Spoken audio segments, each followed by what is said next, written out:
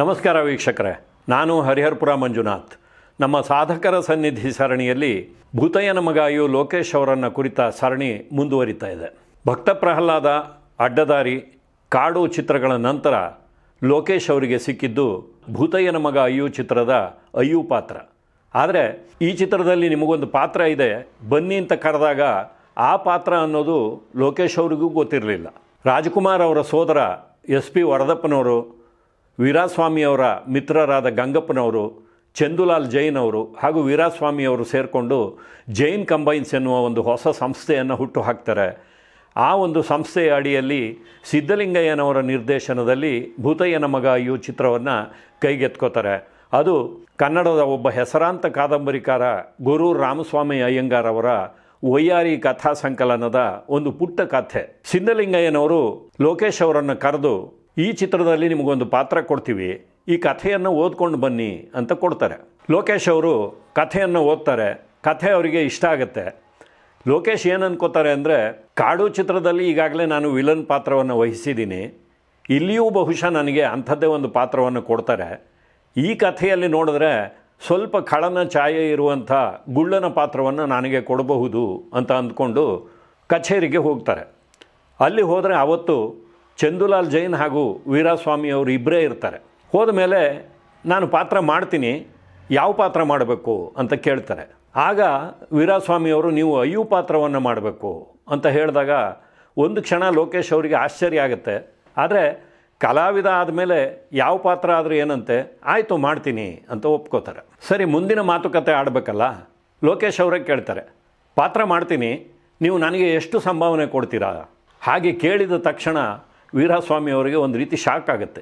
ಇದೇನು ಈ ಹೊಸ ಕಲಾವಿದ, ನಾನು ಪಾತ್ರ ಕೊಡ್ತೀನಿ ಅಂತ ಹೇಳಿದ ತಕ್ಷಣ ಸಂಭಾವನೆ ಎಷ್ಟು ಕೊಡ್ತೀರಾ ಅಂತ ಕೇಳ್ತಾರೆ. ಇರಲಿ ಅಂತ ಹೇಳಿ, ನೀವು ಎಷ್ಟು ಎಕ್ಸ್ಪೆಕ್ಟ್ ಮಾಡ್ತಾ ಇದ್ದೀರಾ ಅಂತ ಕೇಳ್ತಾರೆ. ಲೋಕೇಶ್ ಅವರು ಒಂದು ಫಿಗರ್ ಹೇಳ್ತಾರೆ. ಅದನ್ನು ಅವರು ಎಲ್ಲೂ ಹೇಳ್ಕೊಂಡಿಲ್ಲ, ಆದರೆ ಒಂದು ಮೊತ್ತವನ್ನು ಹೇಳ್ತಾರೆ. ಅವರು ಹೇಳಿದ ಮೊತ್ತವನ್ನು ಕೇಳಿ ವೀರಾಸ್ವಾಮಿ ಅವರಿಗೆ ಮತ್ತೊಮ್ಮೆ ಶಾಕ್ ಆಗುತ್ತೆ. ಏನ್ರಿ, ಲೀಡ್ ಆರ್ಟಿಸ್ಟ್ಗಳೇ ಇಷ್ಟೊಂದು ಸಂಭಾವನೆ ಕೇಳೋದಿಲ್ಲ, ನೀವು ಇಷ್ಟೊಂದು ಸಂಭಾವನೆ ಕೇಳ್ತಾ ಇದ್ದೀರಾ, ಜೊತೆಗೆ ನಿಮಗೆ ಇಂಥದ್ದೊಂದು ಪಾತ್ರ ಬೇರೆ ಕೊಡ್ತಾ ಇದ್ದೀವಿ ಅಂತ ರಾಗ ಎಳಿತಾರೆ. ಲೋಕೇಶ್ ಅವರು ಇಂಥ ವಿಚಾರದಲ್ಲೆಲ್ಲ ಬಹಳ ನಿಷ್ಠುರವಾದಿ. ಅವರು ಒಂದೇ ಮಾತು ಹೇಳ್ತಾರೆ, ಸರ್, ಯಾರು ತೊಗೋತಾರೋ ಬಿಡ್ತಾರೋ ನನಗೆ ಗೊತ್ತಿಲ್ಲ ಸರ್, ನನ್ನ ಕೆಲಸಕ್ಕೆ ನಾನು ಹಣ ಕೇಳ್ತಾ ಇದ್ದೀನಿ, ನಾನು ಇಷ್ಟು ಸಂಭಾವನೆ ಕೊಟ್ಟರೆ ಮಾಡ್ತೀನಿ ಸರ್, ಇಲ್ಲಾಂದರೆ ಬಿಡಿ ಸರ್ ಪರವಾಗಿಲ್ಲ ಅಂತ ಹೇಳಿ ಹೇಳೋದಕ್ಕೆ ಹೋಗ್ತಾರೆ. ಆಗ ವೀರಾಸ್ವಾಮಿ ಅವರು, ಸರಿ, ಒಂದು ಕೆಲಸ ಮಾಡಿ, ಇದು ನನ್ನೊಬ್ಬನ ನಿರ್ಧಾರ ಅಲ್ಲ, ನಾವು 4 ಜನ ಪಾಲುದಾರರಿದ್ದೀವಿ, ನಾನು ಬೇರೆ ಪಾರ್ಟ್ನರ್ಸ್ ಜೊತೆ ಮಾತಾಡಿ ನಿಮಗೆ ಹೇಳ್ತೀನಿ, ನಾಳೆ ಬನ್ನಿ ಅಂತ ಹೇಳ್ತಾರೆ. ಚಂದುಲಾಲ್ ಜೈನ್ ಅವರು ಅಲ್ಲೇ ಇರ್ತಾರೆ.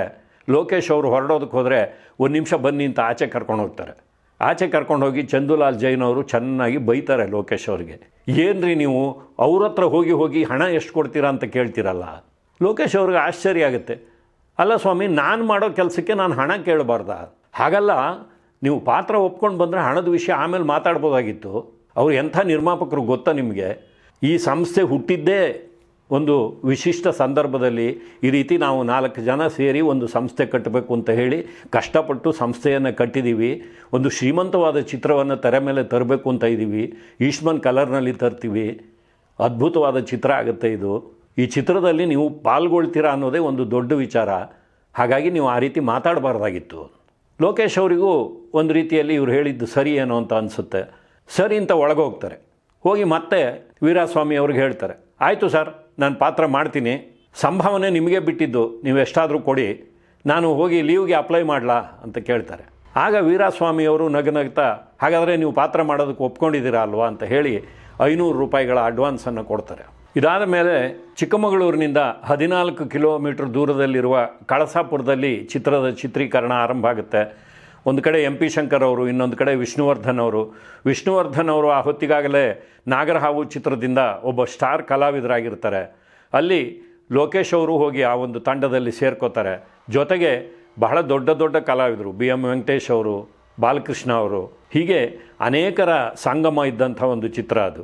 ಆ ಚಿತ್ರದಲ್ಲಿ ಅಯ್ಯು ಪಾತ್ರಕ್ಕಾಗಿ ಲೋಕೇಶ್ ಅವರನ್ನು ನೀವು ಪುರೋಹಿತರ ಹಾಗೆ ಪೂರ್ತಿ ತಲೆಯನ್ನು ಬೋಳಿಸ್ಕೊಂಡು ಹಿಂದೆ ಒಂದು ಜುಟ್ಟನ್ನು ಮಾತ್ರ ಬಿಟ್ಟಿರಬೇಕು ಅಂತ ಸಿದ್ಧಲಿಂಗಯ್ಯನವ್ರು ಹೇಳಿ ಅದೇ ರೀತಿಯ ಒಂದು ಕೇಶ ವಿನ್ಯಾಸವನ್ನು ಅವರಿಗೆ ಮಾಡಿಸ್ತಾರೆ.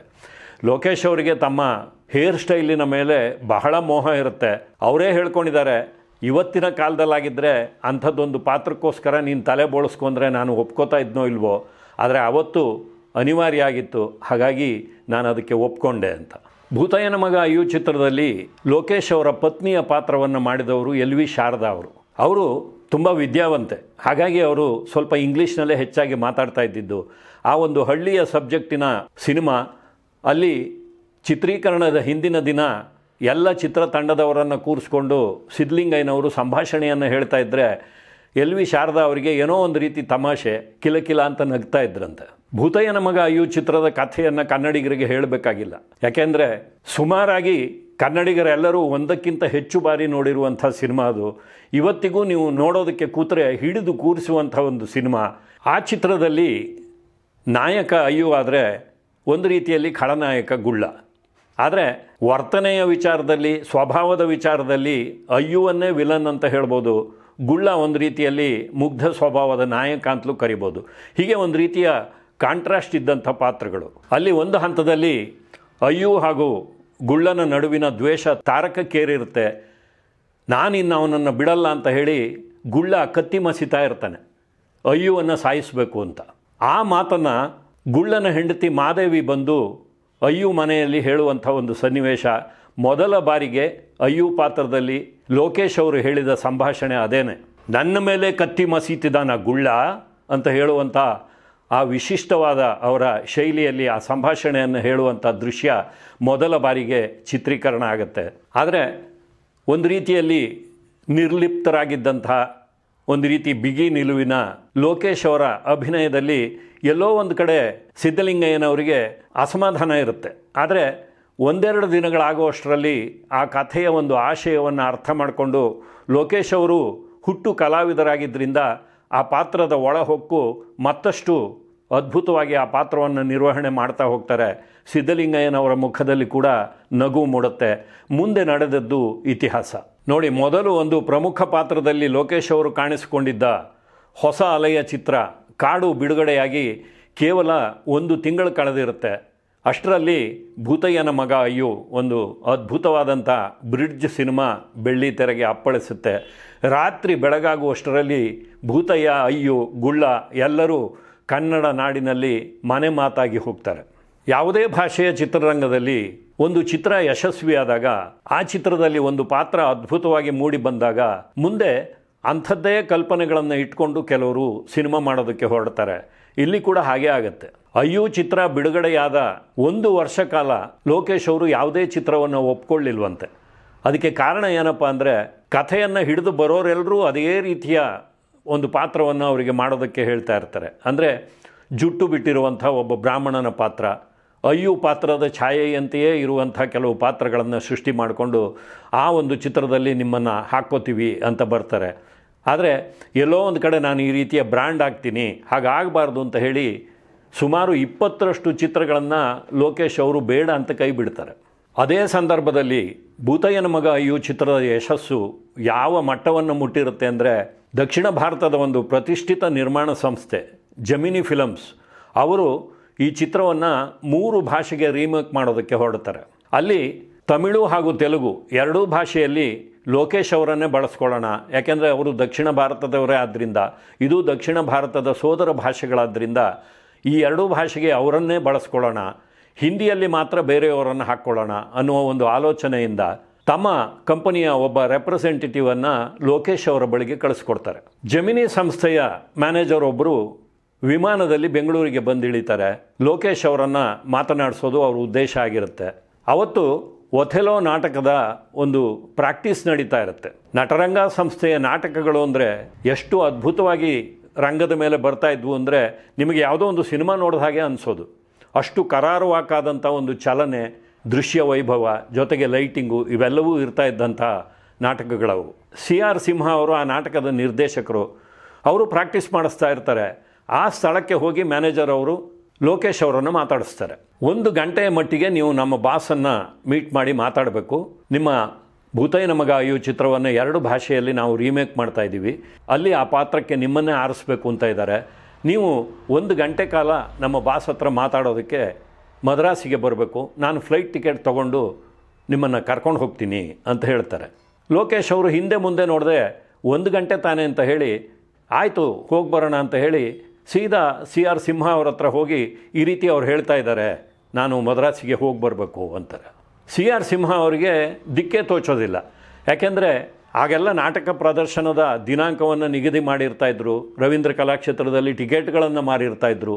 ಅಂಥ ಒಂದು ಪ್ರತಿಷ್ಠಿತ ಸಂಸ್ಥೆಯ ನಾಟಕ ಅಂದರೆ ಜನ ಕೂಡ ನಿರೀಕ್ಷೆಯಿಂದ ಬರ್ತಾಯಿದ್ರು.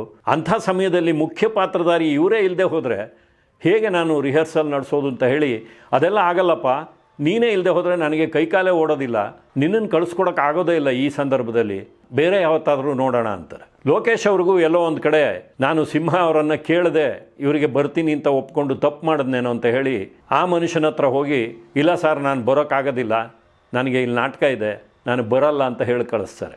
ನೋಡಿ, ದಕ್ಷಿಣ ಭಾರತದ ಪ್ರತಿಷ್ಠಿತ ಸಂಸ್ಥೆ ತಮಿಳು ಹಾಗೂ ತೆಲುಗಿನಲ್ಲಿ ಚಿತ್ರವನ್ನು ರೀಮೇಕ್ ಮಾಡ್ತೀವಿ, ಅದನ್ನು ಮಾತಾಡೋದಕ್ಕೆ ಆ ಸಂಸ್ಥೆಯ ಒಡೆಯರ ಹತ್ರ ಮಾತಾಡಬೇಕು. ನೀವು ವಿಮಾನದಲ್ಲಿ ಕರ್ಕೊಂಡು ಹೋಗ್ತೀವಿ ಅಂದರೂ ಸಹ ಆ ಒಂದು ಆಮಿಷಕ್ಕೆ ಬಲಿಯಾಗದೆ ಲೋಕೇಶ್ ಅವರು ನಾಟಕದ ಒಂದು ನಿಷ್ಠೆಯನ್ನು ತೋರ್ತಾರೆ.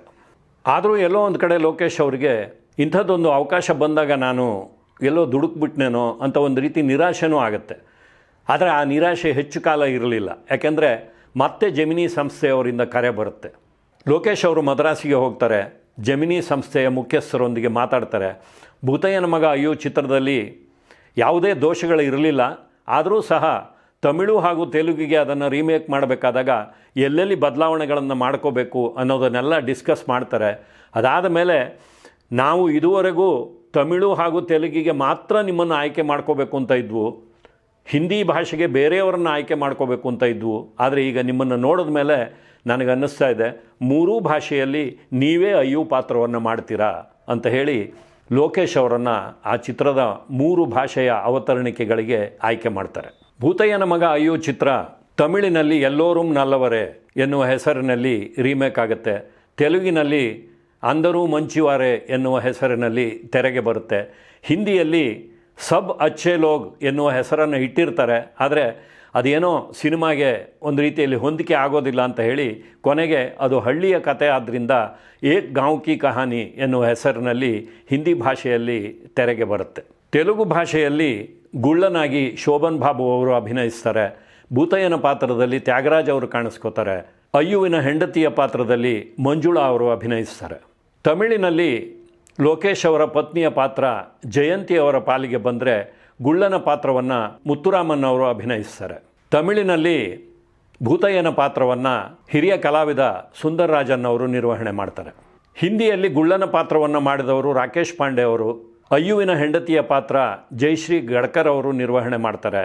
ಇನ್ನು ಭೂತಯ್ಯನ ಪಾತ್ರವನ್ನು ಮಾಡಿದವರು ನಮ್ಮಲ್ಲಿ ಬಾಲಕೃಷ್ಣ ಅವರು ಇದ್ದಾರಲ್ಲ, ಅದೇ ರೀತಿಯಲ್ಲಿ ಹಿಂದಿ ಚಿತ್ರರಂಗದಲ್ಲಿ ಒಬ್ಬ ಪ್ರಸಿದ್ಧ ಖಳನಾಯಕರಾಗಿ ಮಿಂಚಿದಂಥ ಜೀವನ್ ಅವರು. ನಾನು ಹಿಂದಿನ ಸಂಚಿಕೆಯಲ್ಲೇ ಹೇಳಿದ ಹಾಗೆ ನಟರಂಗದ ಕಲಾವಿದೆಯಾಗಿದ್ದಂಥ ಗಿರಿಜಾ ಅವರು ಲೋಕೇಶ್ ಅವರ ಕೈ ಹಿಡಿದು ಗಿರಿಜಾ ಲೋಕೇಶ್ ಆಗಿದ್ದು ಈ 3 ಭಾಷೆಯ ಚಿತ್ರಗಳು ನಿರ್ಮಾಣದ ಹಂತದಲ್ಲಿದ್ದಾಗ ಈ ಇಬ್ಬರ ಮಧ್ಯೆ ಹೇಗೆ ಗೆಳೆತನ ಬೆಳೀತು, ಪ್ರೇಮಾಂಕುರ ಹೇಗೆ ಆಯಿತು, ಮುಂದೆ ಹೇಗೆ ಮದುವೆ ಆದರು, ಅದು ಕೂಡ ಬಹಳ ಸ್ವಾರಸ್ಯಕರವಾದಂಥ ಕಥೆ. ಅದನ್ನು ಮುಂದಿನ ಸಂಚಿಕೆಯಲ್ಲಿ ಹೇಳ್ತೀನಿ. ನಮಸ್ಕಾರ.